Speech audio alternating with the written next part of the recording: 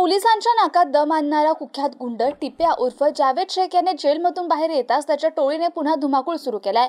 कुख्यात गुंड टिप्याने तलवार लावून व्यावसायिकाला लुटल्याची घटना बीड बायपास परिसरात घडली आहे। दारू पित असताना हॉटेलमध्ये भेटलेल्या एका प्लॉटिंग व्यावसायिकाला निर्जनस्थळी नेत तेथे 5 साथीदारांसह व्यावसायिकाच्या पोटाला तलवार लावून 2.5 लाखांची रोकड मोपेडसह लुटून नेल्याची घटना घडली आहे। तर सकाळी आणखी 1 लाख आणून दे असे म्हणत धमकावले आहे। या प्रकरणी पुंडलिकनगर पोलीस ठाण्यात गुन्हा दाखल करण्यात आलाय। फिर्यादी शेख अजर शेख गनी हे प्लॉट खरेदी विक्रीचा व्यवसाय करतात। शनिवारी रात्री 8:45 वाजेच्या सुमारास अजर हे त्यांचा मित्र अब्रार शेख हसन सोबत मोपेडने बीड बायपास भागातील हॉटेल स्प्राइट ट्री येथे गेले होते। त्यांच्याकडे खिशात 2.5 लाख रुपये होते।